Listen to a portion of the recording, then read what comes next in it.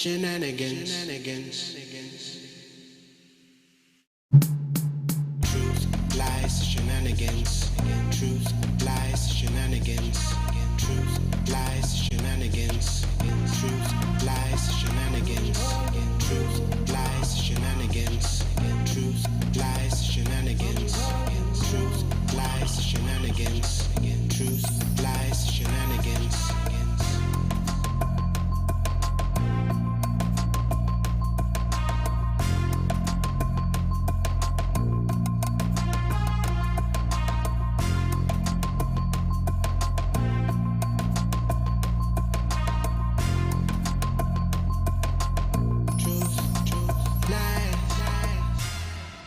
Shenanigans. Truth, lies, shenanigans. Truth, lies, shenanigans. Truth, lies, shenanigans. Truth, lies, shenanigans. Truth, lies, shenanigans. Truth, lies, shenanigans. Truth, lies, shenanigans. Truth, lies, shenanigans.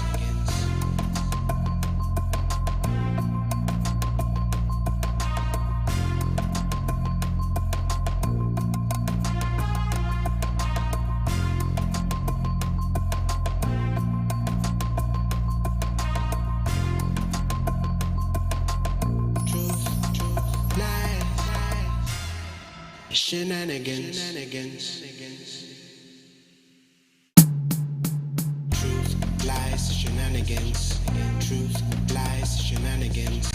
Truth, lies, shenanigans. Truth, lies, shenanigans. Truth, lies, shenanigans. Truth, lies, shenanigans. Truth, lies, shenanigans. Truth, lies, shenanigans.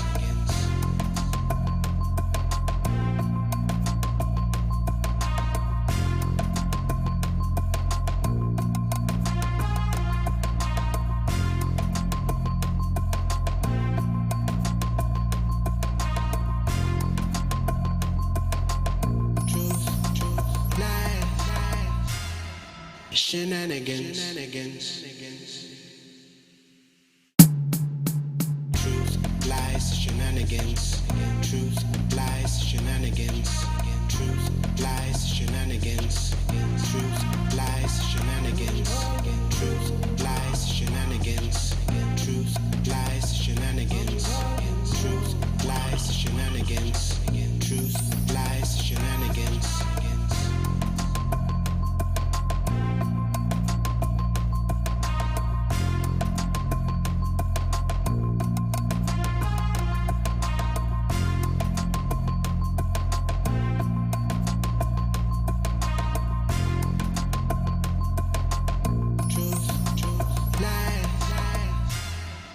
Shenanigans.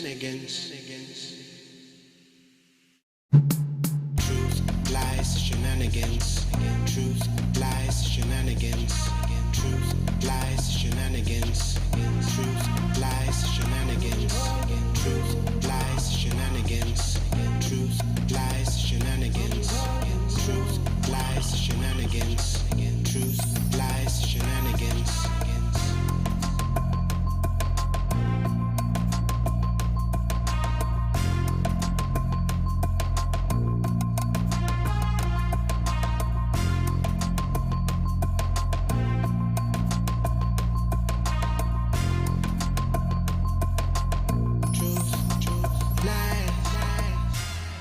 Shenanigans.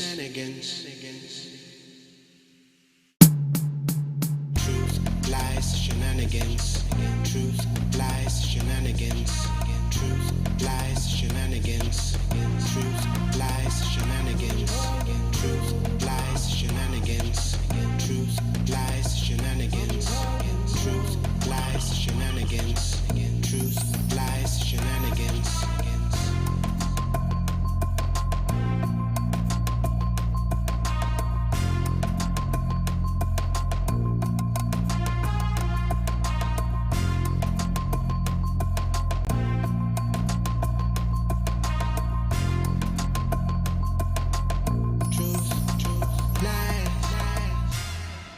Shenanigans.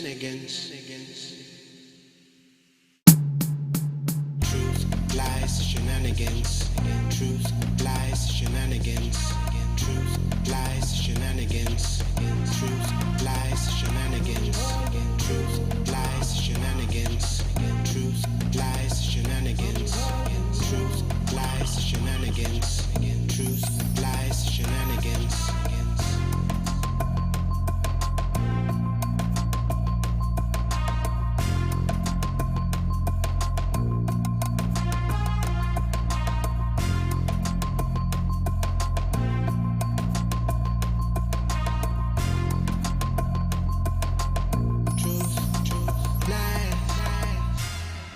Shenanigans.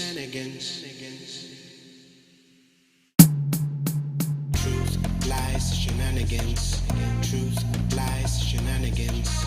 Truth, lies, shenanigans. Truth, lies, shenanigans. Truth, lies, shenanigans. Truth, lies, shenanigans. Truth, lies, shenanigans. Truth, lies, shenanigans.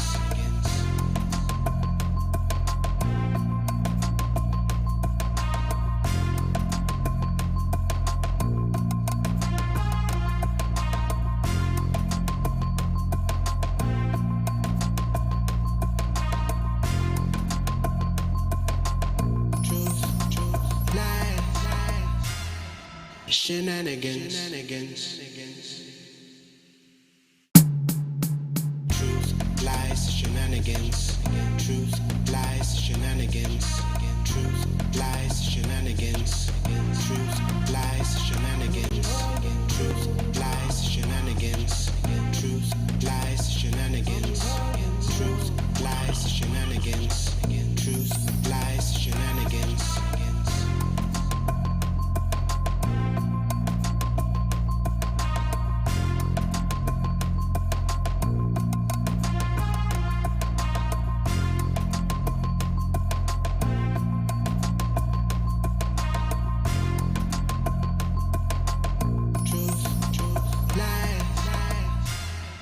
Shenanigans. Truth, lies, shenanigans. Truth, lies, shenanigans. Truth, lies, shenanigans. Truth, lies, shenanigans. Truth, lies, shenanigans. Truth, lies, shenanigans. Truth, lies, shenanigans. Truth, lies, shenanigans.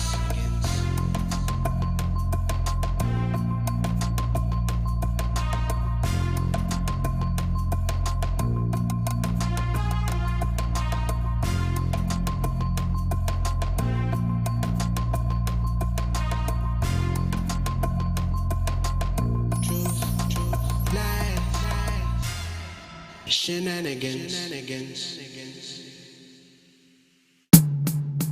Truth, lies, shenanigans.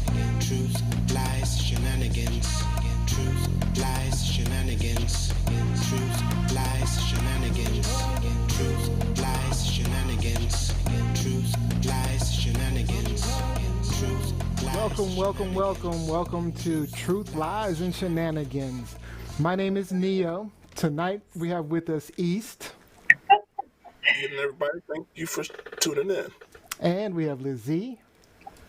Hello, everyone. Happy Wednesday. Thank you for tuning in and joining us. I did my hair for y'all finally, so let's have a good show. And back for a second time on the show. First time as a host, we have D. Hey, everybody. I'm happy to be here. Yay. For those that don't remember, Dr. D joined us a while back talking about bullying. She wrote a book on anti-bullying. So, Dr. D, tell everyone that the name of that book again. Okay, so the name of the book is Brianna and the Bully Buster Brigade. Say that fast 3 times. Brianna. It's a tongue twister, but kids love that. But it's Brianna and the Bully Buster Brigade. So it's a tale about bullying and bully busting. All right. And it's found on Amazon. So just type my name in. Pick that up, Dr. D. Yes. All right. Yes, $10 on Amazon. It'll change your life. All right. So let's tell you all about Truth, Lies, and Shenanigans. It's really about us sharing our truth with you and then calling out all those lies out there and then pointing out those shenanigans going on. And then we have a little fun with some shenanigans of our own as well. So we have a really great show ahead. We're going to be talking about the relationship between gun culture and police brutality. It's one of our viewer questions, a new segment we have. And then the loss of resource officers. And we're going to talk some insecure and we're going to talk a bunch more. Should be a fun show. Remember, there's a reason we do our show live. It's because we want to talk with you and not just to you. So make sure you're posting those comments so we can join in the conversation. You can also go on Twitter at TLS Live Show, and you can post there, and you'll actually see the posts and comments above my head. So we're going to go ahead and start it out. Oh, by the way, if you're on one of those watch parties, make sure you leave the watch party and then join directly so we can actually see your comments here. All right, we know we have one rule. East, why don't you tell them what the rule is? What the rules All are? right, real quick. All right. The one rule that we have on the show, no cursing. No cursing. Unfortunately for Lizzie, no cursing. Yeah, let's see the scoreboard. Let's see. And they're great. Oh. Fell in love. So did you know the Jam grabbed a new Wow. one? We've got to add Z to this. Dr. D, you become a regular. We're gonna have to add you to it too. Okay. All right. But you can see So- who has the foul mouth, right? Wow. As depicted, if you drop a curse word on the show, $10 go in the pot. The second time, What? an additional $10. Yep. The third time you curse on the show, you have to write what Jam calls Kellyanne, a lovely presentation to 45 on all social media. Whoa. Yep. You got to rate Oh. something to 45. Yep. You gotta show him some love. And it has to stay on your social media, all your platforms for 24 hours. Ooh. 3 in a row. Yeah. Lizzie almost Right. came That's close rough. one show. She almost came close one. That's rough. For the show, no cheating, because they definitely cheat with these stats and numbers for the number of time I heard. Don't listen to her. So, I was, you know what, Liz, and see, sisters, we got to stick together. And I was thinking, like, I mean, is this really fair? I mean, really? no. What's it I- sisters and brothers and I mean, are we being oppressed as women? Like, I mean, come on. Oh, all right, Karen. sisterhood, yes. Right. I mean, we got to stick together. I call foul on those numbers. I do. I don't even believe it. All right. So look, we have an initiation for you, Dr. D. So Oh, no, not Yes. initiation. yep. Yep. Oh, so gosh. we're gonna put you in the hot seat. Oh, First time guest host. it goes downhill from here, y'all. Oh yeah. It goes, Yeah, all our guest hosts. All our guest go hosts. ahead and put like $200 on that scoreboard. Go ahead. All right. So this will help our audience get to know you kind of quickly. It's 10 rapid right. fire questions. All right. Just say the first thing that comes to your mind. All right. That's all you got to do. All right. You ready? All I'm right. ready. Prince or Michael Jackson? Michael. Oh. Girl, Michael. she's off the of show course. already. She's off the show all when her I mean, listen. I love Prince. I mean, he's good. He comes in at second, but I mean, Michael. Yes. All right, Yes. Dodge Caravan, Porsche 911. Porsche. All right. Feed the poor Yeah. or climate change? What's that? Say that again. You're a little low. Feed the poor or climate change? Feed the poor. All right. Feed the poor. All right. Pizza Hut or Panera salad? Panera salad. All right. If you had a superpower, you going for invisibility or flight? Flight. I I'm got to with you. get places fast. I'm with you. All right. I don't have time. Watching TV or listening to music? Listen to music. Beach or Listen, I mountain? mean, nothing but coronavirus News on TV anyway. Give me some music. I hear you. Watch the killer shows on Discovery ID. I've investigated Discovery. You can watch all the killer shows like me. Well, right. yep, those are good. Those are good. All right, beach or mountains? Beach, of Ooh. course. All Why right. is that even a question? Some people like the mountains. Beach. Yeah, mountains. Prefer to be blind Yeah. or deaf? What's that? Mm. You have a choice, blind or deaf. Ooh, goodness, that's a tough one right there. That's a tough one. I would say deaf. I Okay. would say deaf. All I right. need to see. I need to keep an eye on my kids. I need to see what's going on. I need to have eyes in the back of my head. All right. Cereal or bacon and eggs? Bacon and eggs. All right. Yes. Bachelor or Real Housewives? Real Housewives. Really? Yes. All right. Well, that's the hot Bachelor's seat. boring. That's boring. That's the hot seat. Good job. Good job. All Should right. have said neither for that last one. I would have said neither. Yeah. Neither. That's what I would have gone with. Hey, 90 Day Fiance. That's where that right there. That's where it's at. I'm Yeah, telling my you. wife is all about that. I don't know about all that. Oh my gosh. I don't know about all that. I don't know. You All right. gotta try it, especially the season that just ended. Yeah, that's what I keep hearing. This season, this past season is amazing. I mean, I'm only hearing that from my Hilarious. wife, though. So I suggest that maybe You don't know since anything, right? Insecure is over I now, refuse to watch it. finale, then that's what you guys talk about on the Wednesday Jam session now. 90 Day Oh, Fiance. nah, we're good. Oh We're my good. gosh. Let's move I'm on. Let's telling move on. you. Okay, so we're gonna have the host a quick question, so we can get to know them a little better. So, if they made a movie of your life, what would the title be, and which actor would you want to play you? I'm gonna start with Lizzie.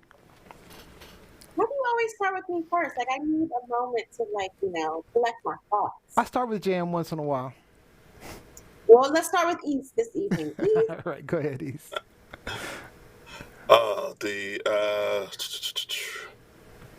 The actor I would want to play me is probably the guy that played Notorious B.I.G. Okay. and um the title of the movie, right? And the title of the movie, Yeah, what you got? Silent Rage. Oh, that's a good one. Ooh. all right, we off hard. Sounds like a Lizzie, that's Lizzie. What you got? suspense.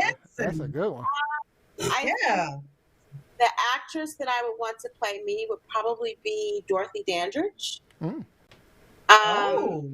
Yes. And Okay. the title, that's a good one. The title, let's say, gosh, the title. Let's go to Dr. D while you're thinking on Yeah, that. I'll come back on the title. All right, Dr. D. So, I mean, that's a hard question. I'm It is glad a I hard had a question. minute to think about it. So, okay, now I was my first thought was Angela Bassett. That's Okay, a good because one. I love Angela Bassett. She's And everything there's to a me. mild resemblance. I've been told that. So if not Angela Bassett, definitely Issa Rae, Okay, definitely. because I can relate to Issa Rae's character on Insecure when I was in my 20s. I can completely relate. Okay. That's And then the Lizzie's title of favorite the movie. actor too. Oh, okay. Oh yeah, Lizzie loves her. No, they're lying So to me. No, I no, I don't. Oh, okay. So you're not the Issa Rae fan. Okay, or Issa's character. You're more of a Molly fan. Condola. Condola. She Condola doesn't even know who fan. Condola is. All right, what's the title? Y'all come up with some titles yet? Okay. We gotta get on. Oh my gosh. I mean, I thought of the title could be All My Life I Had to Fight. All right now. I like that one. All right, Miss Sophia. And All right, Lizzie, Miss. come on, what you got, Lizzie? All my life. Um, so I think again Dorothy Dandridge would be the actress to play me, and then I think the title will probably be The Color of a Woman. Oh, like it. Ooh. I'm going with Ice Cube's son for me, and Oh, they be cute. not O'Shea Ice Jackson Cube. I want to make sure I look young, so I'm not doing Ice Cube. And then I'm gonna go with Persistence. That's gonna be the name of my movie, Persistence. Yeah. All right, All right. All right. all right, Right. all right. Let's move on. Let's jump into it. All right. So we got some shout outs we got to do. Who's got shout outs? D, Dr. D, you got some shout outs? Shout out to some family members, some people you. I definitely want to shout out my husband, Aaron Farrell. I hope he's watching. Hey, All right. my husband. What's up? Hey, baby. You got some shout outs? I want to shout Okay, out my Dee. sister, all my sorors, all my friends, and I want to shout you all out for having me on the show. Thank you. Thank you for the opportunity. This Thanks is for great. I'm joining. having Thank fun you. already. All right. Lizzie, you got some shout outs? I don't know if she's watching. Sometimes she surprises us, but once again, if she's watching, I want to shout out to my sister, Jacqueline Robinson. I've never said this to you, Dr. D, but you remind me so much of her. You and Lauren remind me so much of the two of us. So shout Oh out my to gosh. my big sister. Hopefully she's watching. If not, hopefully she's having East, you got any shout outs? That is Definitely sweet. shout out my wife Carla. All right. Thanks for all the support. Hey, Miss Carla. I got some shout outs. I got some shout outs for some of our Facebook viewers. We got Goran Slimani point out a great post for us on Facebook. Yes. Also got some people really engaged on our Facebook page. We got Alice Hung, Maria Lopez, Michelle Earls, Maya Godchild, Sydney Gaskin. There's a bunch of you guys. A lot of activity today specifically, so we're listening. So keep sharing. All right, guys? Also, a shout out to my wife as well, Mel. Yes, now. All right, so let's go ahead and jump into the show. Now, the way our show works, each host comes up with hot topics they want to discuss, mostly based upon, discussions that they had with you online and what you want to talk about. I'll pick one of our hosts to start, and then they'll tell us what's going on, what their topic is, ask a question. I'll start the timer, and then we'll jump in and let the conversation flow. Once time is up, you'll see this. Oh.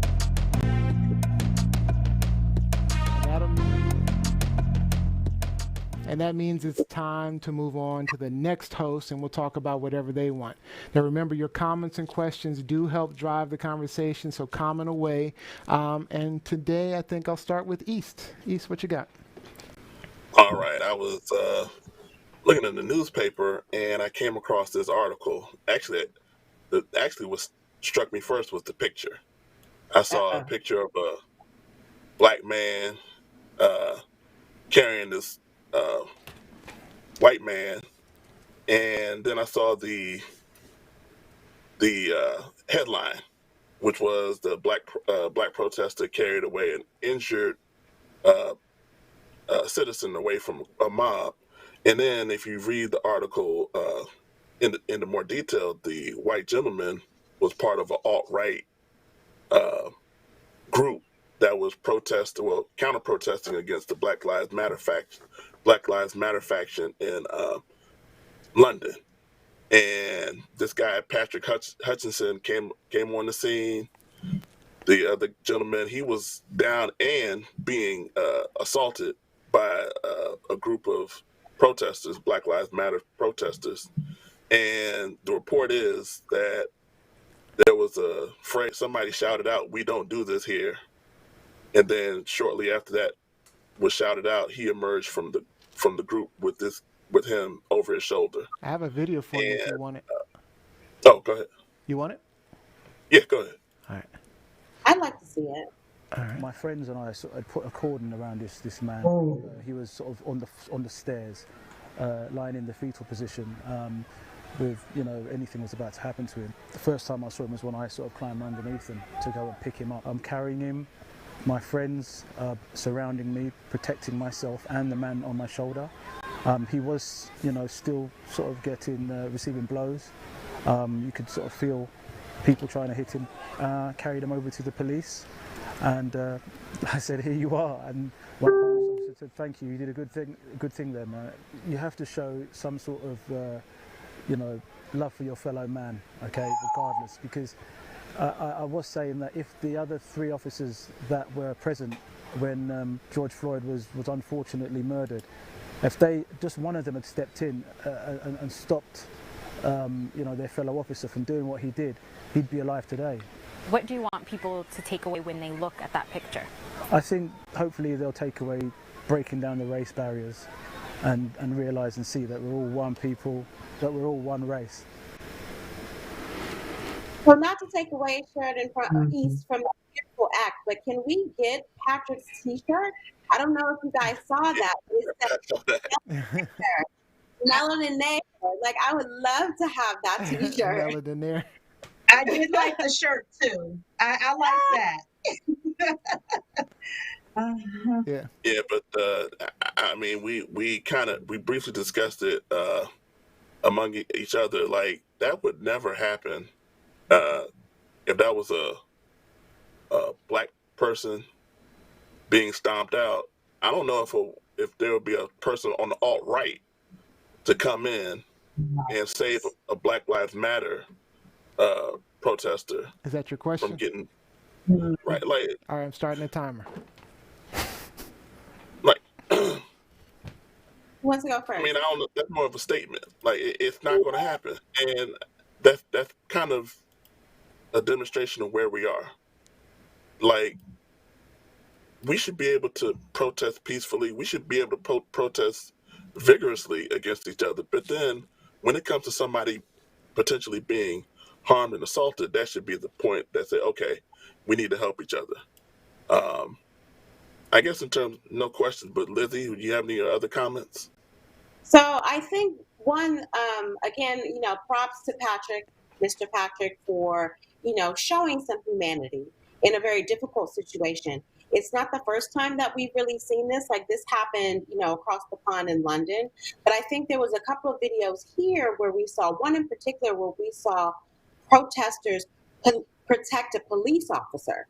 A police officer, a white police officer, had been surrounded by protesters, and, you know, they were about to go in, and some of the other protesters who were a part of the same group got in front of him and, like, formed a barrier to protect him. Like, this is not what we Protect an do. This is officer, not yep. what we're a part of.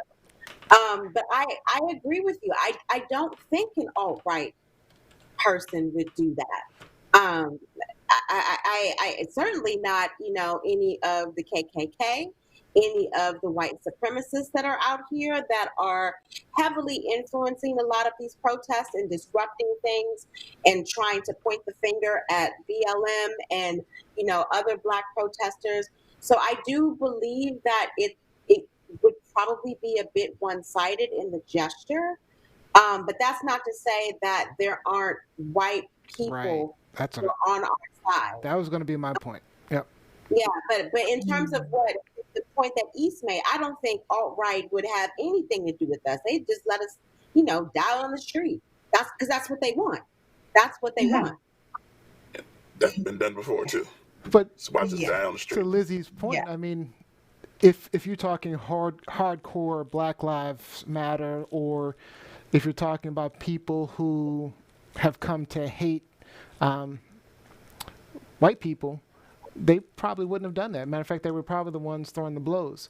So, I mean, you have to look at it both ways. They're just good people and they're bad people. I mean, so this was a really good person to protect him that way, and he believes in you know, protecting life. And I agree. I mean, I think, again, I agree with what you all said. I think it's wonderful that he did what he did. That was showing humanity. But let's look at the different groups, okay? Let's look at Black Lives Matter. What is the core belief of Black Lives Matter? is that our lives matter. It's not saying we want to do anything to anybody, that we want to get rid of anybody, want to kill anybody. We don't want to take anyone's rights away. We just are saying, look, hey, hello, we matter.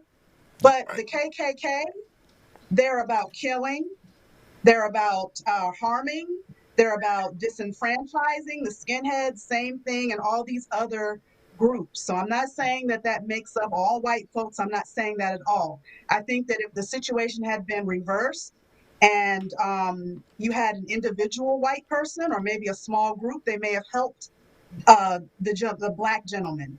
But if this was a group, if this was a group of skinheads, if this was a group of whatever, they would have helped him meet his maker sooner. They wouldn't have just left him for dead. They would have finished him off. And that is the truth. I hate to say that, but that is what would have happened. Yeah, I So mean, I think I'm fired up already. the agenda for alt life and for those other groups is the demise of the Black race. But then again, like I said, that's not every white person. Even if you look at the video of what happened to George Floyd, there were white people there yelling at those cops. Yes. Like about to jump out of their skin at those cops about their inaction, about allowing what happened to George Floyd happen. But yeah, Sharon East is right. Dr. D is right. I'm still in high school mode, y'all. Forgive me. So I'm like reverting back. That's all right. Yeah, East is right. I think Dr. D is right. Like for these extremist groups that totally support and promote white supremacy, they wouldn't have helped us at all. Yep. Not even close. But again, I just want to reiterate, it's just come. I mean, if you really think about it, how many people helped that guy? There weren't many people that helped. There were a small percentage of the large group of people that were willing to actually help him. So it's about good people and not necessarily about good groups of people.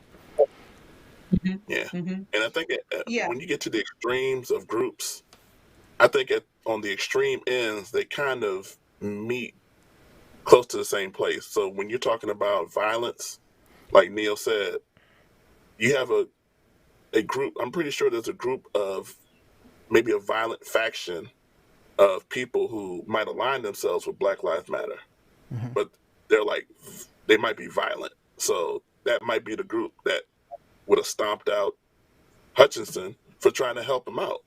True. So, And they're violent independent of Black Lives Matter. Like they come into the movement violent. Right. Yeah. So, yeah. But I do want to just emphasize the whole point, which is that there are definitely white people aligned with the whole movement, the current movement going on right now. All right. Absolutely. And there have been some good people at the Black Lives, at the most recent protests. Good people of all races, all backgrounds, white folks, Black folks. And I love seeing the diversity at the protests. So there are good people amongst us. All right. All right, well, we got 5 seconds. All right. So the cookie's about to come in, so I'm just going to shut up.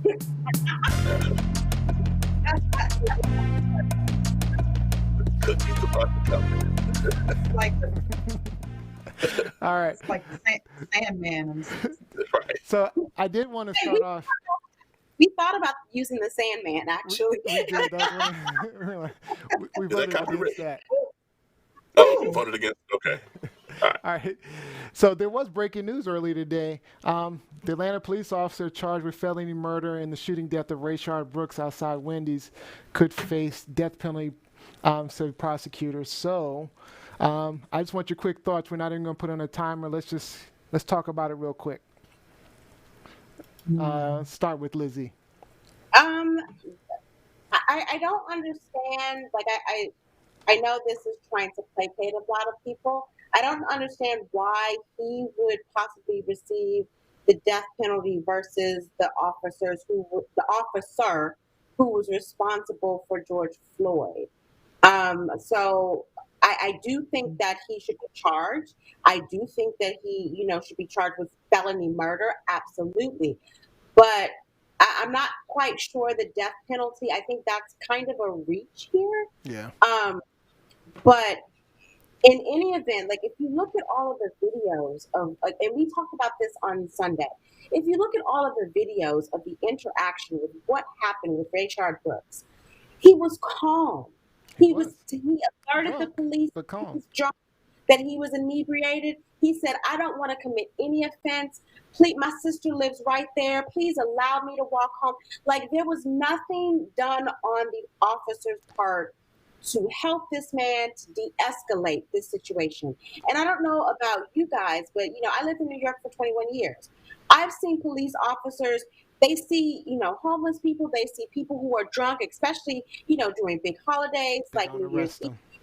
They don't arrest them. They help them along the way. Yeah, So I someone don't. said and I don't know if I agree with it, but someone online had said if this were a white college student, they would have taken his keys and thrown him in an Uber. I live. I went to school in Boulder, Colorado. That is a 100% truth. Yeah. 100. Wow. Boulder, University of Colorado used to be known as the party school of the country, Yeah. the number one party Yeah. school. And I did my fair share partying there, and it's a predominantly white school. And I guarantee you that they were not treating drunk white students who were trying to sleep it off in their car the way that this man was treated. Now, granted, he was actually in the drive-in window, passed out, which is why they called the police. So he was actually driving at some point, inebriated. But with that being said, he didn't deserve what he got. No. Mm-mm. Yeah, No, I just think I don't know absolutely if not. I don't know if you guys made the point on Sunday, but he got shot at Wendy's, but after Dylan Roof killed 9 people in Charleston, South Carolina, they took him to Burger King. Yeah, he So got that. Oh, I didn't know that. yeah, Right. Oh, yeah. just the and I hate to revisit it, but the dude was drunk. Well, he was inebriated. He was legally intoxicated. He had just finished beating 2 police officers down, so he was tired. Like he wasn't going anywhere. All he had to do was keep running. I mean, and that's outside of the fact of how they shouldn't have de-escalated the situation anyway. Yeah. He wasn't going anywhere. If he would have just kept running, he had a non-lethal weapon. He fired a taser at him. Mm-hmm. Yeah. I mean, Even before, I want to. Okay. why not offer to walk him home? Why Yeah. not offer to drive him home? Like I Right. don't. Right. I mean, he wasn't disrespectful in any way. He was. I mean, normally Right. I've seen police officers when someone's disrespectful, then Right. say, I'm gonna arrest you because you're disrespecting me. But, the guy was just trying to, he was, whatever. If I tell you Right. that I'm And drunk, if I admit that I'm drunk, why are you pressing me to take a breathalyzer test? I done told you already Yeah. that I am drinking. So But what is your info here? Dr. D, jump in real it's quick. about protecting and last serving. word. And were they protecting and serving? No. Absolutely No, they were not. Absolutely. They were not. There are Oh. so many other ways that could have been handled. Yep. All right, they Lizzie. got angry because they got beat down. All right, Lizzie, go ahead Yeah. to your next topic. Let's Mhm. go ahead and get started. We're going to talk about, go into sports a little bit and talk about Oklahoma State football and Coach Mike Gundy. So Mike Gundy has been at Oklahoma State for 15 years. Over the past 2 years, he's had a record of 15-11. He is 2-13 against their rival, Oklahoma. He has been very controversial at the university, but the latest incident came about when he appeared in a picture wearing an OAN shirt, a shirt that depicted OAN. And OAN means One America News. It is a far right news channel website. They promote a lot of conspiracy theories. They basically said to Trump, we want you to, put a lot of your energy into our network because we don't feel that you're being fairly represented with the other networks, including Fox News. Like they are even against Fox News. That's how conservative and far right they are. In addition to that, over the past, I would say, 2 weeks, they've had several commentators on their network who have trashed Black Lives Matter, who've called Black Lives Matter terrorists, who called Black Lives Matter a farce, who said that Black Lives Matter aren't really Americans, they aren't patriots. So one of the Oklahoma State football players took exception, and his name is Chuba Hubbard. He's a running back at Oklahoma State. Last season, he ran for over 2,000 yards, so he's their top running back. He took exception to his head coach supporting this organization, One America News. And this isn't the first time that, Mike Gundy has supported One America News. He's always hyping them up on his, social media channels. I believe it was like maybe a month ago. He made some comments about COVID-19 and about how it was a conspiracy and how he wanted all of his players to come back because they're big and they're strong and they're healthy and they could beat this virus if there really is a virus. And so the question becomes, why do you have someone who is so problematic in your organization representing, coaching your team that is predominantly Black, receiving $5 million a year as his salary? I'm going to kick it to East first. Oh, go ahead. Okay. I think that, first of all, excellent question. I think that It's all they right. shouldn't, Question. to huh? What'd you say? Oh, all right, It's it's an just all all right right. question. It's just all right. It just, you know, it, he gets paid a lot of money to represent the university, the state, and every move he makes should be scrutinized. And if that's how he feels, he can feel like that at home without making the $5 million.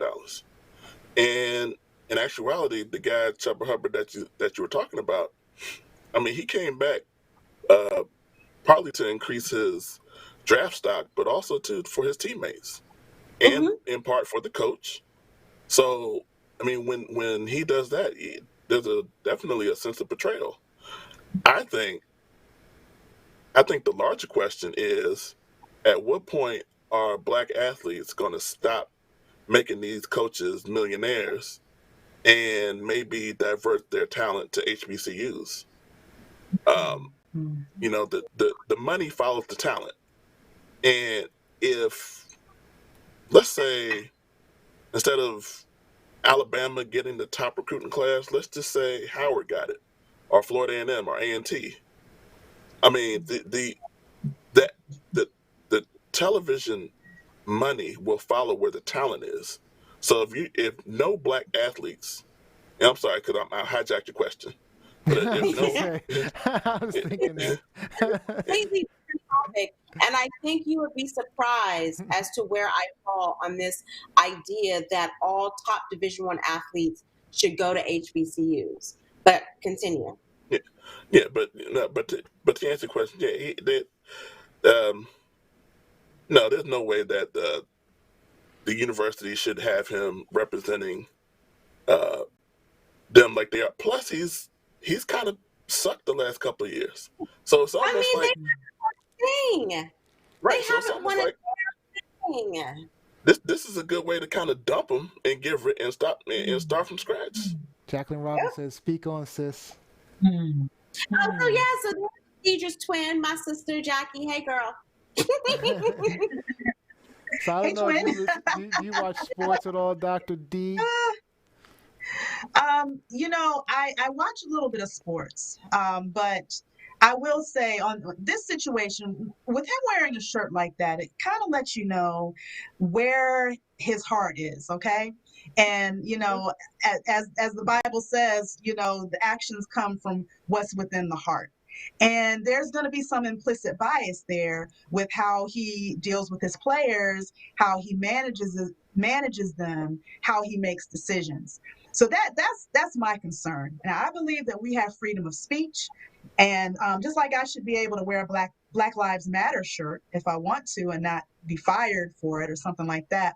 But then there's also the type of dress that you have in the organization that you work for, and being that a network is problematic then that's something that should be addressed. And if I were his boss, I would say, you can't wear that shirt. We're not going to wear any type of shirts that show any allegiance to any type of organization. I just have to make it across the board. And I'd have to look at how are you managing, how are you making decisions? Because, that shirt is letting me know where your heart is. Yeah. So let me kind of look at what's going on with your behavior. Letting me know where your heart is on a team where you have players who have been outspoken Black Lives Matter advocates, especially the player in question who, stood up and made that tweet. He has, for the past, I would say, year, has consistently talked about Black Lives Matter, about racial injustice, about issues in the Black community, including police brutality. So basically, it's like you're giving a finger to your top player on the team. Yeah. Yeah, absolutely. I mean, I think he should. I personally think he's done nothing. He's been nothing but an eyesore for the organization. It's time to let him go, personally. Mm-hmm. So do you think, Lizzie, Chubba Hubbard should have even apologized for his actions? Because he apologized. That's a good question. And I think he should have apologized. I don't either. I think the thing I thought about his apology that I agreed with is that he made the statement on social media before he stepped to his coach. And I agree so I think that was his initial apology. Like, I think you step to him first. Like, you say it with your chest and you go into your coach, or because we are socially distancing right now, you call your coach or whatever, and you let him know, I don't play this, brother. Like, what are you doing? This organization is an affront to my well-being, my livelihood. So what are you doing? I think he should have done that first. But other than that, like, we don't know what they said to Chubba behind the scenes in terms of his scholarship and, all that other stuff. But I do agree with him because he acknowledged, he was like, I should have talked to my coach first.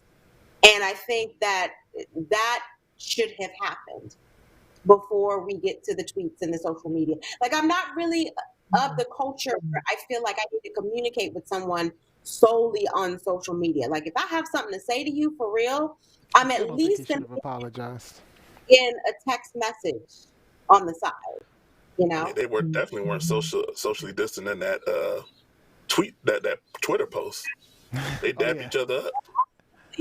Or like last month, he was like, "Come on back." Yeah. I guarantee you, his scholarship was not in question. All right, it's time to move on to the next one. I'm going to bring you up, Dr. D, after we do our viewer because it's actually related. Okay. All right.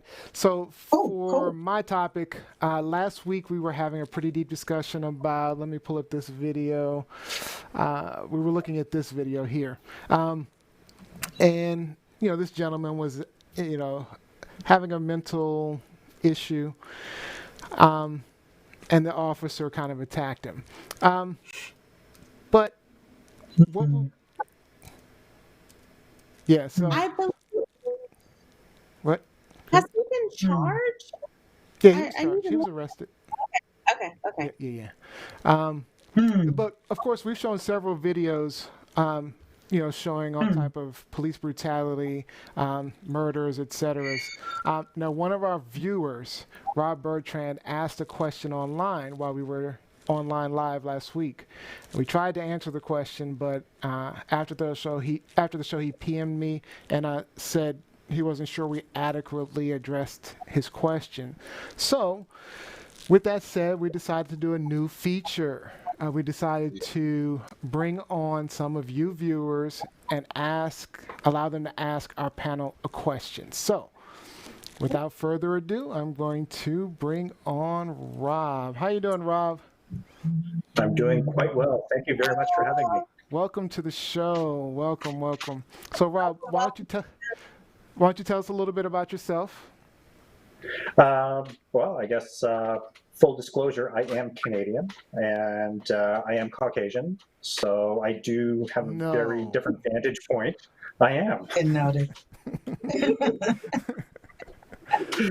Yeah, so I find your show very educational. I do appreciate it, and it's been quite revealing, and I've been learning a lot about myself through the process too. So please keep up the good work. This is really good stuff.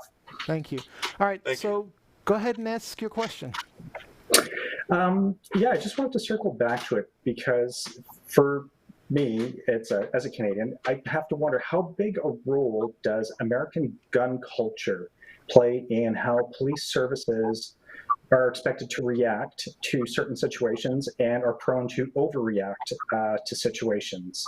Uh, if you're dealing with an armed populace, your response is going to be proportional to that threat. So I wanted to kind of get that conversation going with you again.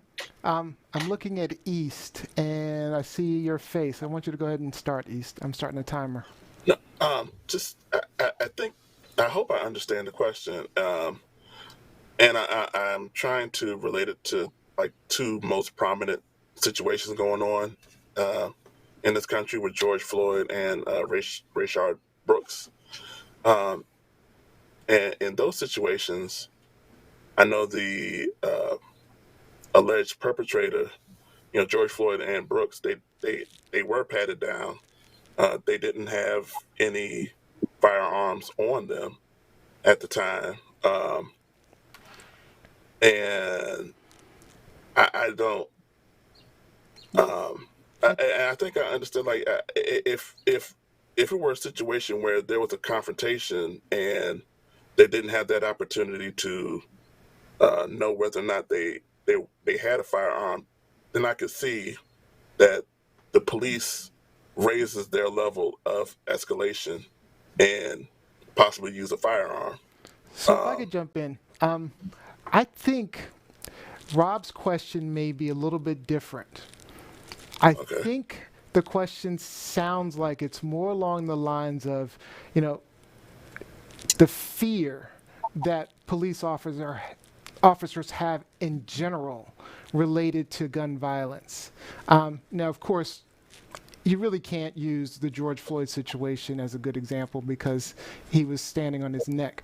But I think he's asking about a correlation between, gun violence and police involved murders. Lizzie? I think, at least in this country, and again, I'm really not familiar. I've been to Canada a couple of times, but I'm really not familiar with the actual culture, specifically the racial culture, the differences, the similarities. But I think here, a lot of that fear is based on the color of your skin. I think a lot of police officers in this country are fearful with in regards to armed black people, particularly armed black men, versus armed white men. There was a case a couple of years ago of a white guy, and I'm speaking off the top of my head, so I don't have all of the exact details, but he was a white guy who had committed, I think it was a triple murder. He killed a couple of people, right? And the police show up on the scene and they're trying to apprehend him, and the actual suspect and the police officer, they are in the front lawn almost doing a dance. The police officer didn't take him down. The police officer at one point is running from him because the suspect is chasing him, is Yeah. being very aggressive towards him.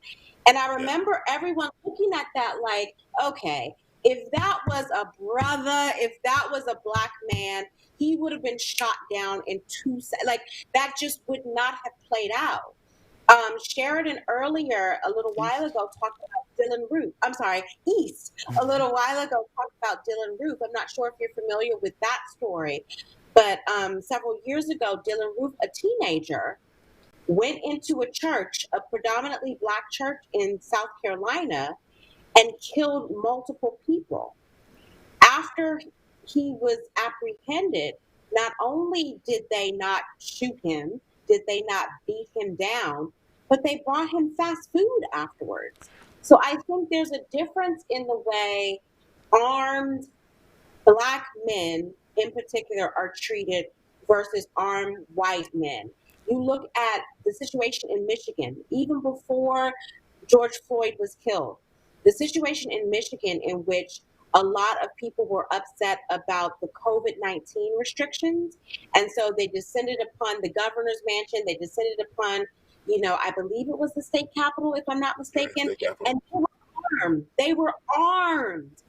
Can you envision I just black people doing that? Like want we to would have been point out shot one thing. down in 2 seconds. Well, Jacqueline yeah, Robinson.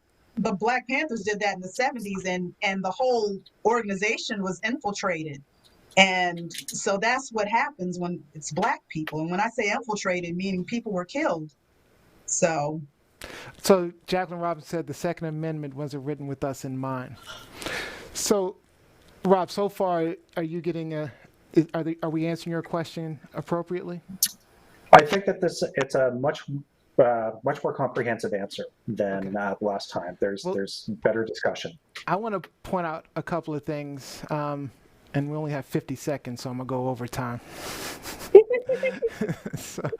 But I want to point out a couple of things. This is one thing. So, who owns the world's guns? All right, out of firearms per 100 residents. There's Canada. Yeah, Canada's actually on there. But U.S. is 120 to every 100 residents is the number of guns, right? And if you scroll further down on that site, Neo, you'll find that when they start trying to categorize the types of weapons that are on the streets, I believe it's 28% is completely unknown, 38% is handguns, some fall under the assault rifle category, and a tiny percentage is hunting. So Canada has a strong hunting culture. So by proxy, some kind of gun culture, but it's a hunting culture. Well, I was just going to go back to that because Finland was also on that list, and even though I'm black, I used to live in Finland, and the majority do with anything. even though because Finland is a predominantly white country, like I was a celebrity because I was black there. But Finland, the Finns, the majority of people who own guns in Finland are like what Rob just said. They're hunters. Okay. It's not, folks are not packing. It's not, I have an open carry permit. They're hunters. They're hunting moose. They're hunting reindeer and things like that. So obviously we're out of time, but I want to point out a couple more things. So there was an NIH study specifically regarding the correlation between fatal police shootings and the number of firearms or the firearm legislations. And I'm just going to show a graph. It's actually easier to show the graph from this study.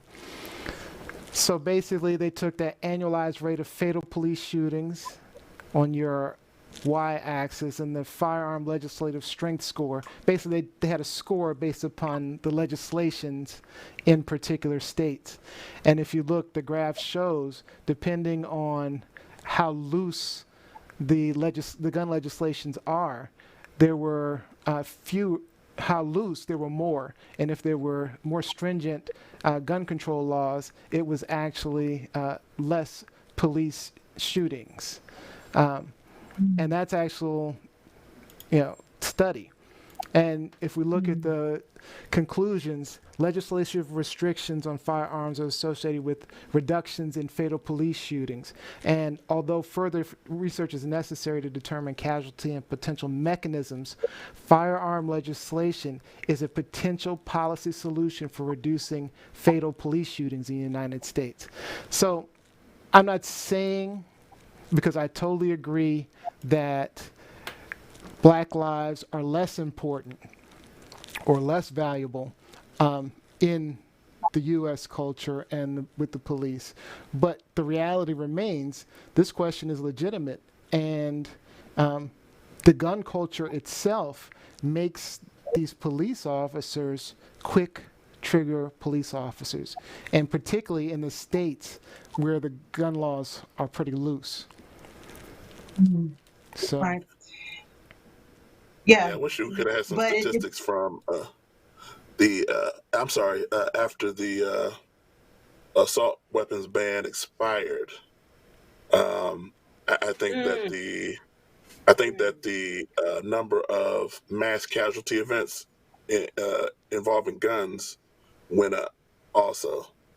So um, yeah, the U.S. is trigger happy, and Well, and unfortunately, no, I was just going to But ask. it boils down to fear. It boils down to fear. And like with the Eric Garner situation and also with George Floyd, still there, even if there is no gun used, there's still brutality. And it boils down to fear. And it boils down to some officers fearing the black male, especially the black male of a certain stature. And there are studies that support that. Yeah, there are That's what it studies that boils support down that. to. We don't have I them was just here, but there are studies that support that.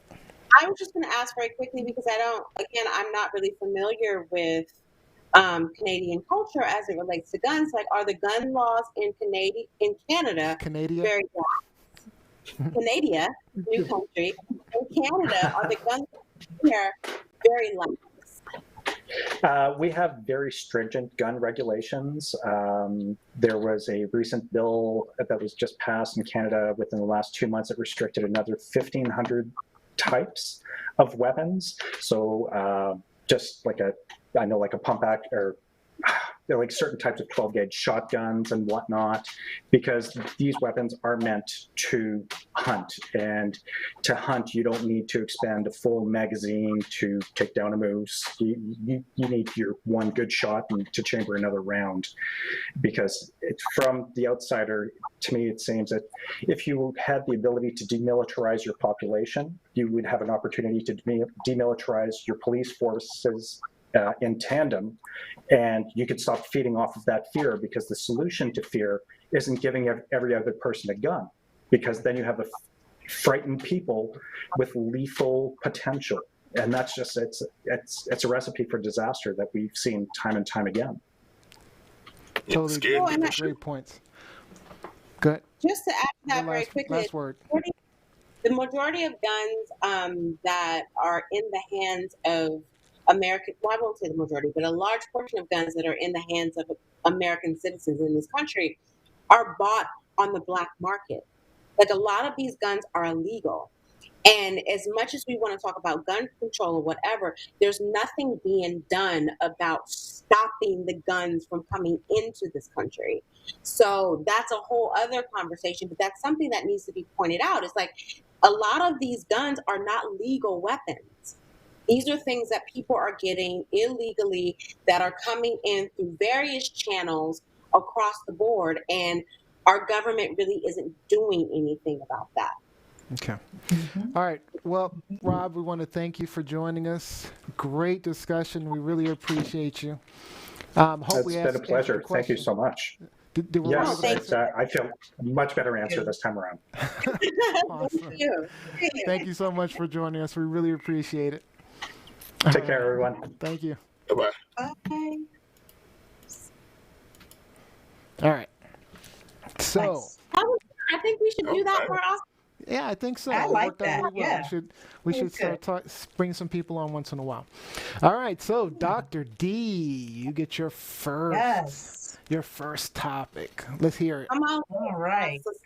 All right. So just kind of sticking with the whole topic of the police. Okay. So I read an article on WTOP. Also, and that's the press release. Also, Prince George's County Public Schools and Montgomery County Schools are thinking of removing their student resource officers from the schools. And I just wanted to just kind of get everyone's opinions on that. What they want to do is they want to evaluate the role of the SROs. They also want to remove them and then replace them with more social workers or more mental health workers in the schools. And what the article said was that, having the police officers, especially armed police officers in the schools, kind of it adds to that school to prison pipeline. And it's really just it's a bad look for the school, because it sort of looks like, okay, the school is looking like a jail in a sense. So All right, so who would like to give their opinion first? Let's start with Lizzie. Ladies first, Lizzie, what you think? So so when I first heard about this topic, or whenever this topic comes up in the media, I think back to when we were in school, and especially particularly at Wilson. So all of us, the four of us on this panel, went to Wilson Senior High School in Washington D.C. Boo. And I love this. Go Tigers. I mean, would you call our security guards school resource officers? I think they did. Didn't No. We had Mr. Palmer. Mr. Well, Palmer? was he? Oh my God. How do you remember the name? And Mr. I mean, because Dickerson. And Mr. We had Mr. Palmer. That's who we had. he definitely was Our armed. security guard. He was our But security. He wore Hawaiian shirts every day. And he was, Can you remember now? and he was trying to holler at students. Like he definitely Yeah, he was wasn't. a guy who looked like he was on vacation. No, no disrespect to Mr. Palmer. We loved Mr. Palmer. He Okay. did He love did have on his vacation He shirt. tried to love y'all too. He never tried to talk to me, but every time I saw that brother, he looked like he was on the Tom Joyner cruise. I mean, he had on his vacation shirt and his pants and his little shoes. I was like, dude, where is he going? But I Like, don't that's think security. Like, I don't think he was armed.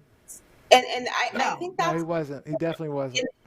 no. I don't feel like again, because we live in a different time, like, 2020 is totally different than we were in high school, where we don't really have the level of we didn't have the level of mass shootings back then that we have now. So maybe you do need one armed officer.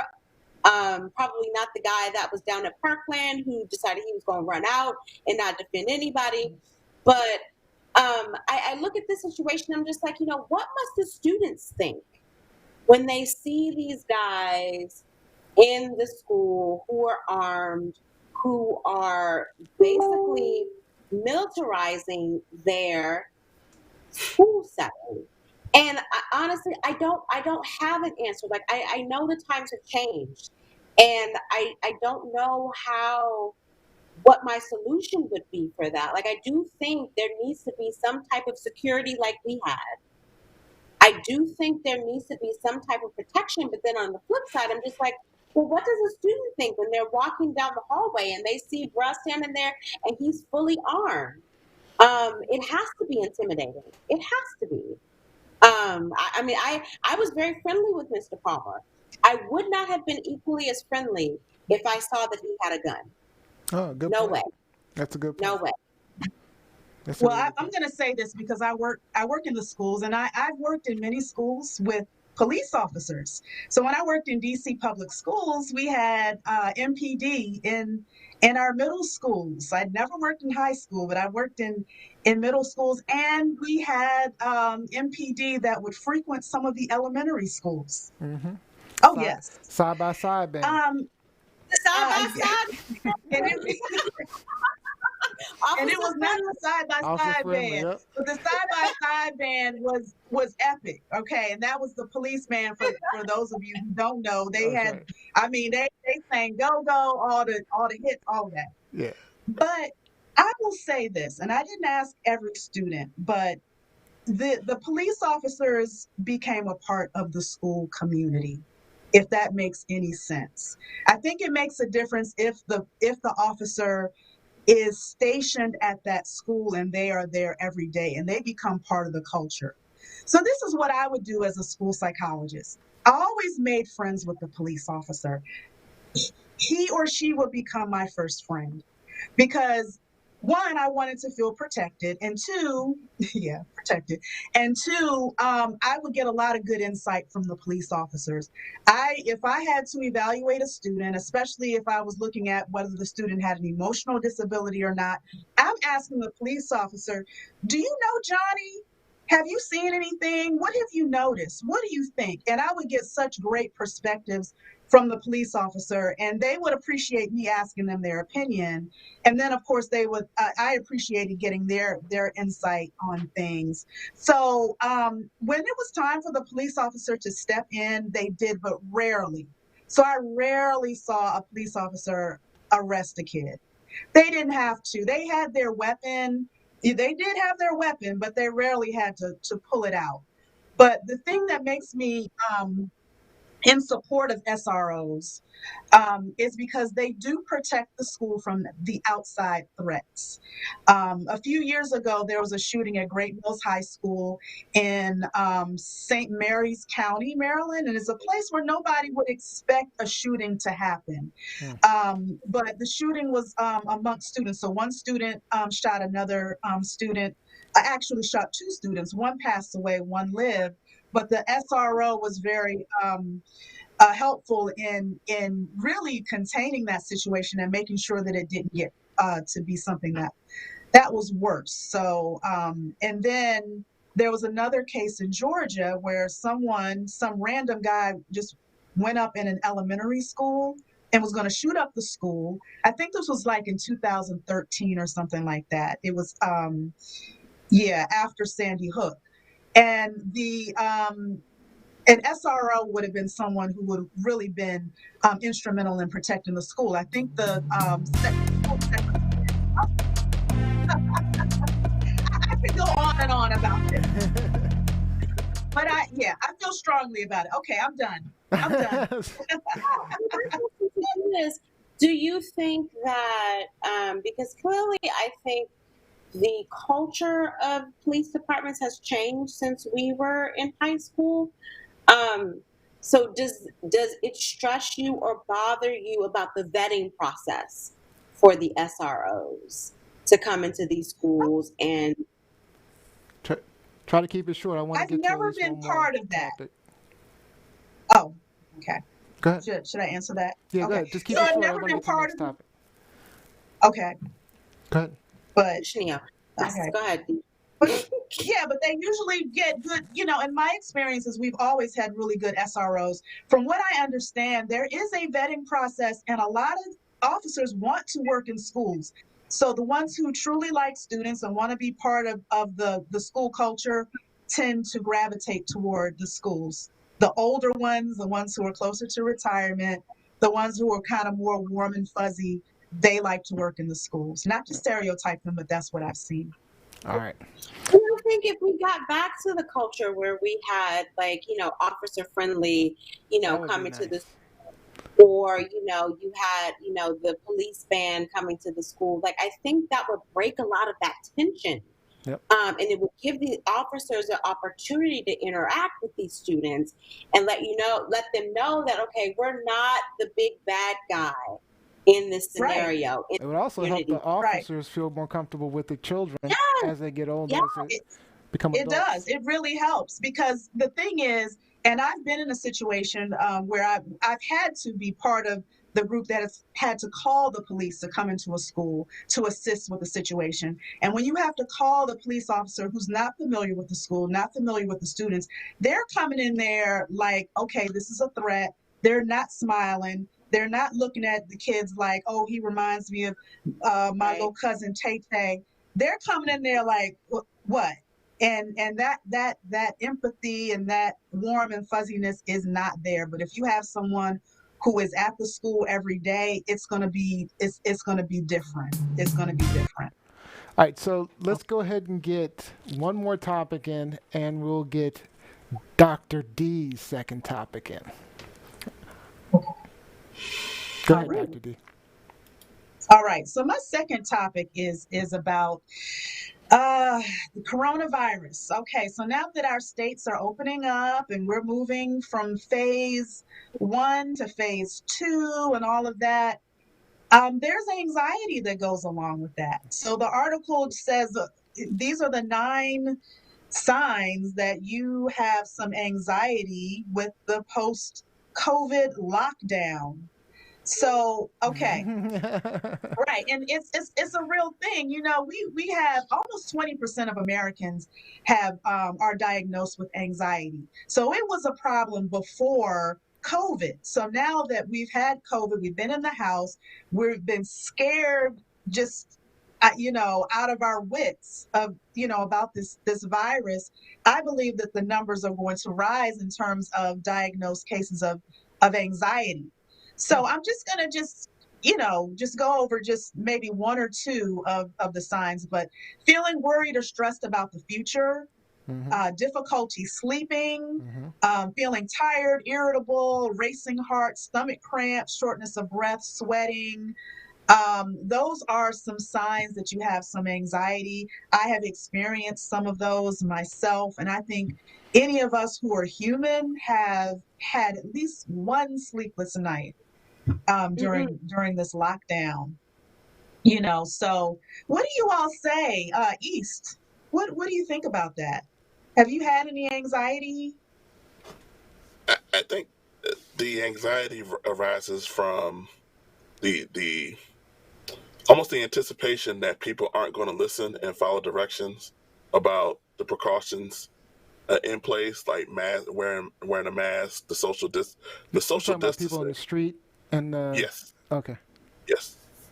Just that, just other people on the street, uh, in the store, even at your job potentially, are not going to abide by the the precautions in place from the CDC or whomever, uh, so that you can try to reduce the risk of being of contracting COVID-19. That's the anxiety, just kind of the fear of that. And honestly, the way that this has gone, like it's almost kind of opened up Pandora's box that hey, I can actually perform my job, perform it well at home. So why do I need to go back? Mm-hmm. So Mm-hmm. so now It it's can like really it's that anxiety. Like, why are you forcing me to go back to a confined location, increasing my chances of possibly contracting COVID when I can actually perform my job at a high and I know Neil, I think we discussed it earlier, like, it's like we're almost working more, longer, or harder I am. now at home, eh, I than going to the office. So Yeah. now Because I have the I don't same know. workload I had before, but now I have all these telecons and extra emails and all this other stuff I got to deal with. So it's challenging. Yeah. Yeah. I would Absolutely. say in terms of the sleep factor, so I was, even before coming into the pandemic, I was already in insomnia and didn't get a lot of sleep. And so imagine now, like it's just increased ridiculously. So I try to gather naps during the day, like, so I'm a professor and so I'm teaching online. And so when my students take, a lunch break, I try to take a nap. Instead of eating lunch, I try to take a nap because I know I haven't slept. My students always, joke with me or laugh at me because when I send out assignments or I'm grading papers, they always get it at like 4, 5, 6 in the morning because I'm up. Yeah. I'm up. If you pay attention to my social media, I'm posting at 2, 3, 4, 5, 6 in the morning.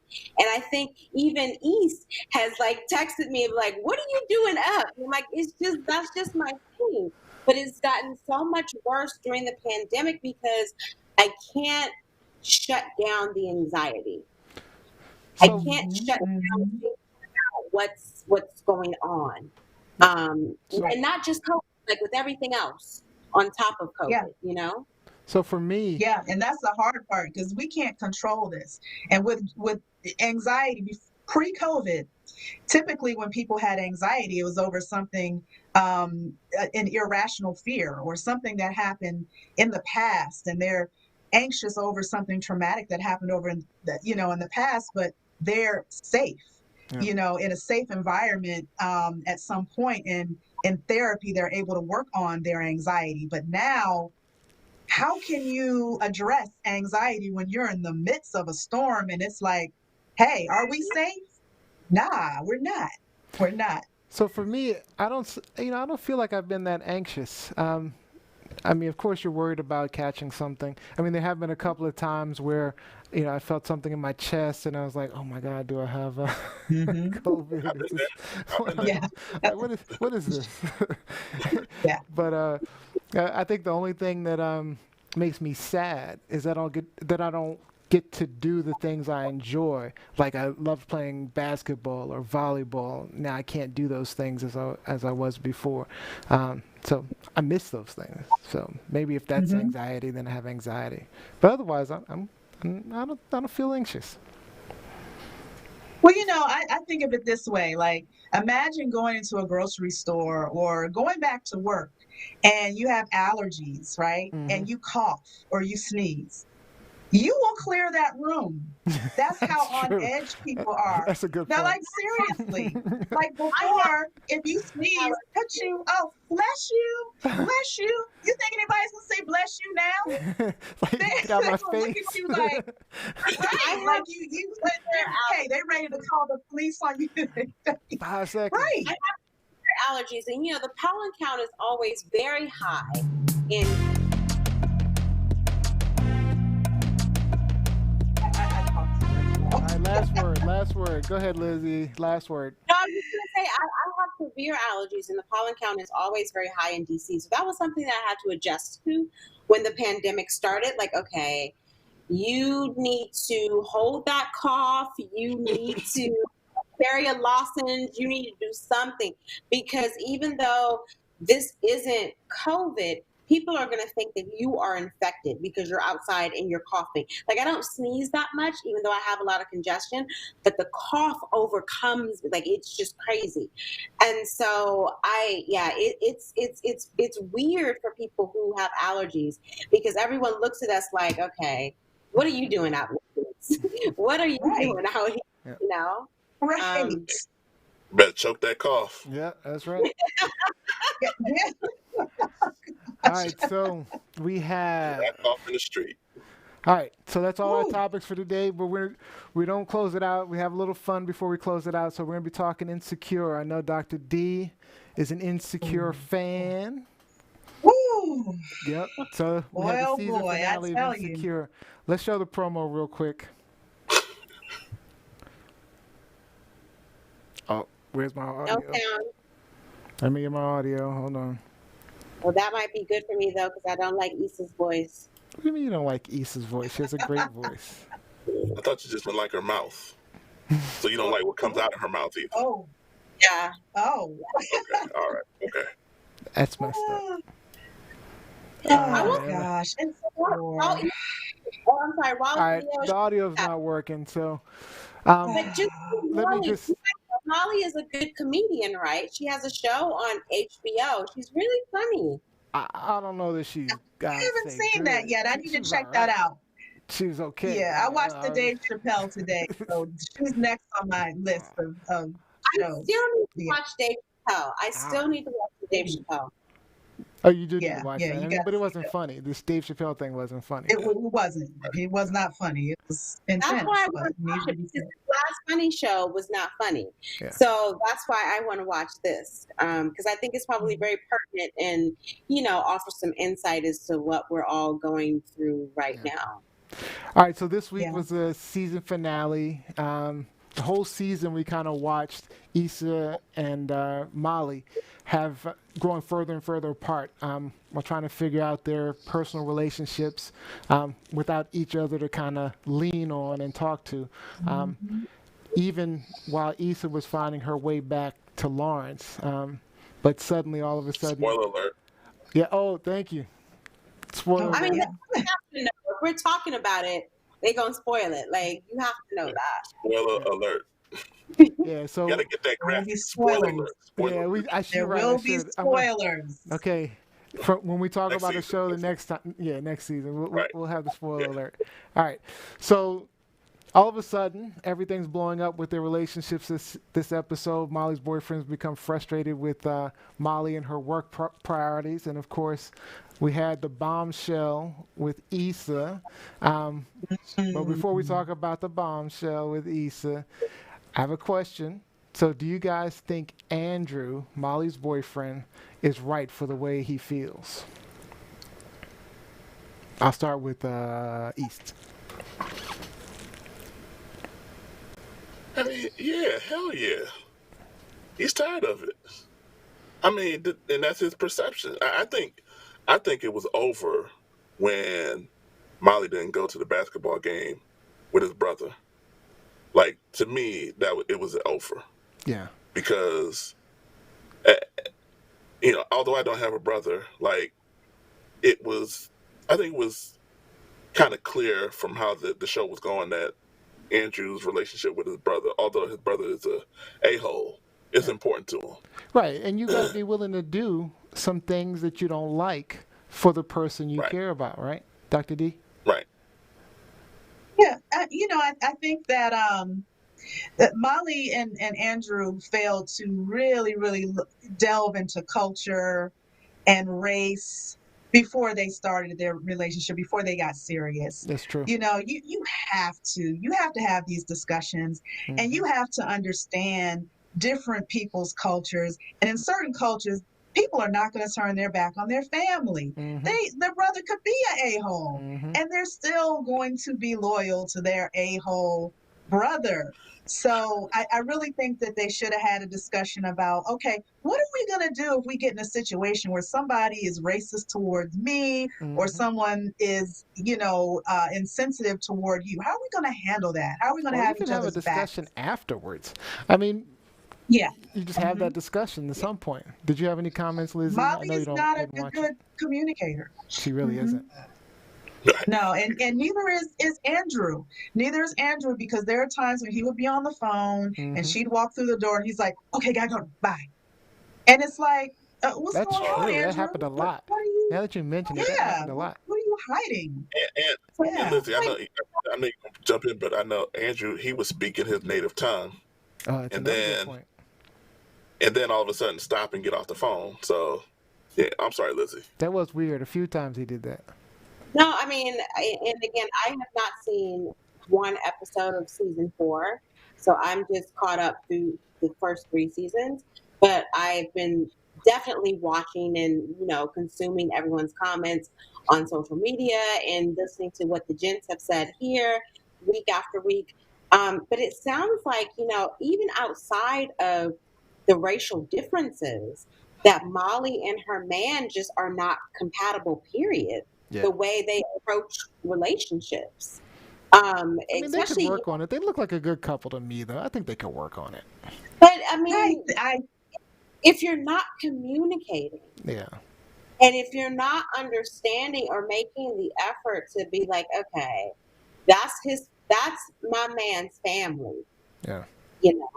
or on the flip side for him, that's my girl. I might need to have her back. Like these are, like Dr. D said, these are conversations that you kind of want to have Yep. if you're in a relationship with someone, All right, let's Because jump to the bombshell. Uh-oh. Let's jump to the bombshell. So Issa finds out that Lawrence, right after she kind of got back with him and things are going wonderful, she finds out that Lawrence is about to be a daddy. So were any of you guys expecting that? No. I wasn't expecting that. I was expecting when he came in the door and looked at her, and then started mentioning Condola. I'm like, all right, he's gonna say that they slept together, and can you forgive me? Yada yada yada. But that nuclear explosion, didn't see that coming. I gotta say, I knew. Well, only reason I had an idea is because my wife kept telling me that's what's going to happen for the past 2 weeks. 2 weeks. I've been waiting She for knew it. it. She knew it. She knew So it. you didn't expect it, Dr. D? I didn't expect it. I didn't. I mean, I was like, what? Yeah, I was surprised. Yeah.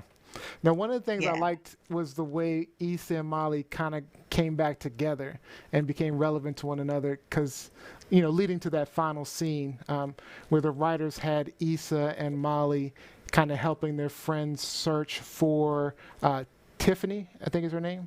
Yes. played by Yes. Amanda Seales, and she had just had a baby.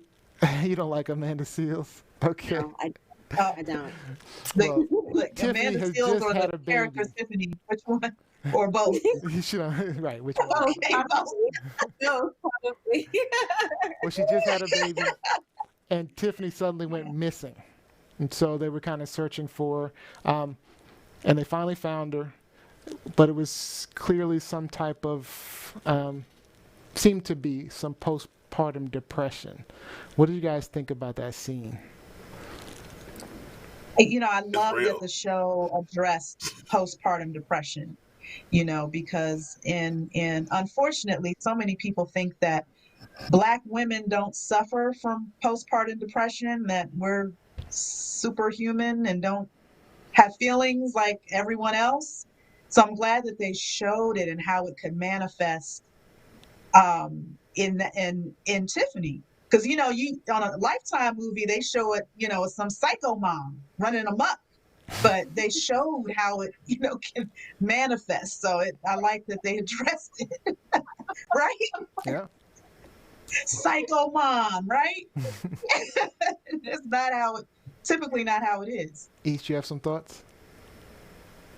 Just to piggyback on that, like it's real. Like there are moments where you literally feel like running away. Now, I personally haven't done it, um, where you don't communicate with your spouse about what's going on, but it gets like that, where either you're overwhelmed or maybe it's not what you. I don't know, but But it's postpartum is a serious yeah, issue, and it's real. it It's real, like you it's said. real, and I'm like Dr. D said, I'm glad that they explored it. I think it's important to let Black women know that it's okay to let people in on what's going on, so you don't have to carry that weight. And that it happens to us. And that it happens to us. It happens, to Black women. Yeah. Mhm. All right. One last question Absolutely. before we go. So, anybody catch how they addressed the police brutality and the Karen phenomenon? Yes. That Yes. was pretty good, right? Well, the police I'm glad that officers they and put that the in there. bus driver calling the police officers over. Yes. Yeah. Yeah. I Yeah. miss that. Yeah. I'm glad that they addressed that. I I Kelly, that's the character. Yeah, I'm not I'm Kelly's gonna say I hilarious. didn't agree with how Kelly's I love Kelly. She's funny. I don't agree with how she handled that I don't either. situation.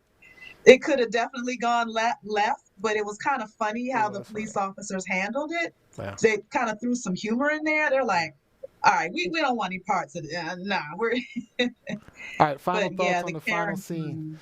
The final scene where where Molly finally reached out to Issa, and asked to meet up. What do you guys think about that? I mean, I'm glad Molly reached out.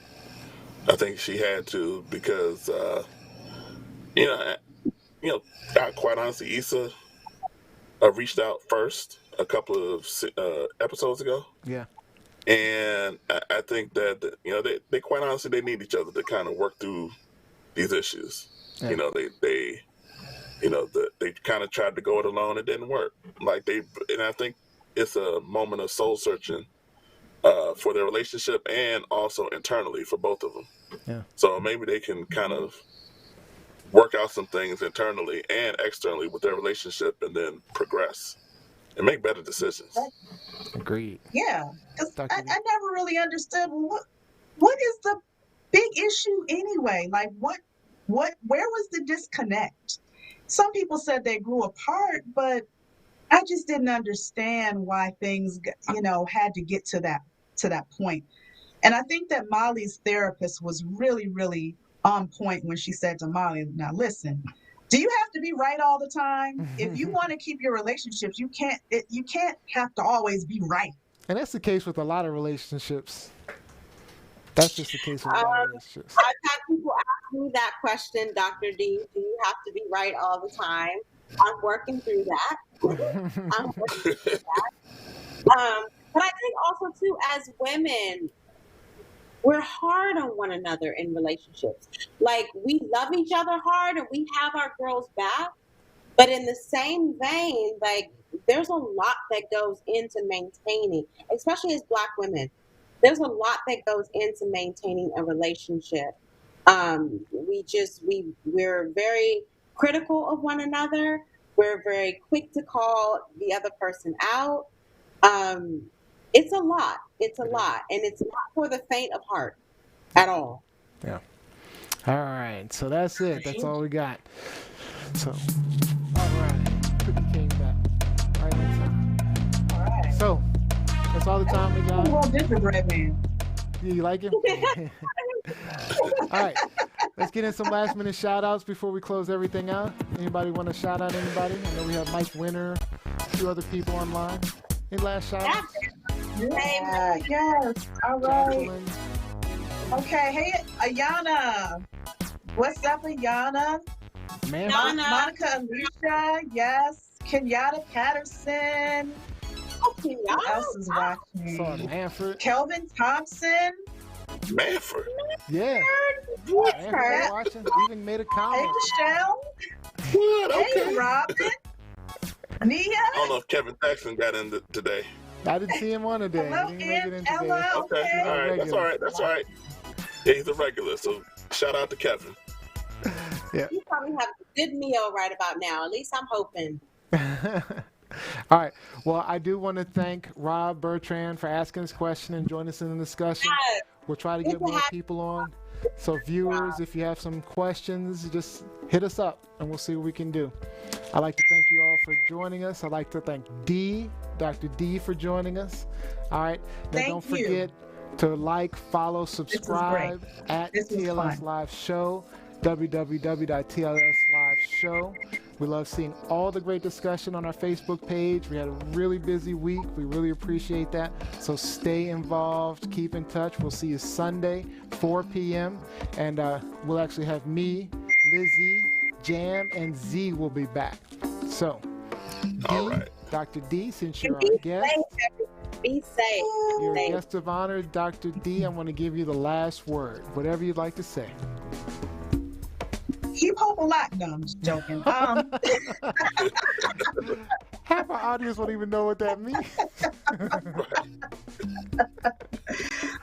No, I'm so glad to be. I had a great time. This was a lot of fun. So thank you for having me on the show. Neo, East, Lizzie, thank you. And thank you for everyone who watched and made comments. Thank you. Yay. We had a lot of fun with you, Dr. D. We're going to have you back, okay? Thank you, Dr. D. Absolutely. I love it. Tigers for life. Yeah. Yes. Buy the book, Wilson too. Tigers. I'm going to do a cheer. Buy the book, Brianna the Bully What's the book Brigade. again? Dr. D, what's the name of the book? Brianna and the Bully Brigade. Oh, yes, Brigade. my book, All right. Brianna and the Bully Buster Brigade. I missed the word. And I also wrote a book about how to talk to children about racism and diversity. It's called The Germ. Check it out. We want to raise our children to not be racist because they learn that. They learn how to be racist from their parents. All right. So Yes. if you go on Amazon, you can't look under Dr. D. You got to look under Dr. So Sorrell, right? Look under D. Deidre A. Sorrell. Yes. All right. Deidre A. Sorrell. Yes. All right, guys. Thank you so much. Thank you again, Dr. D. We'll see you soon. Thank you. Thank you so much. Bye-bye.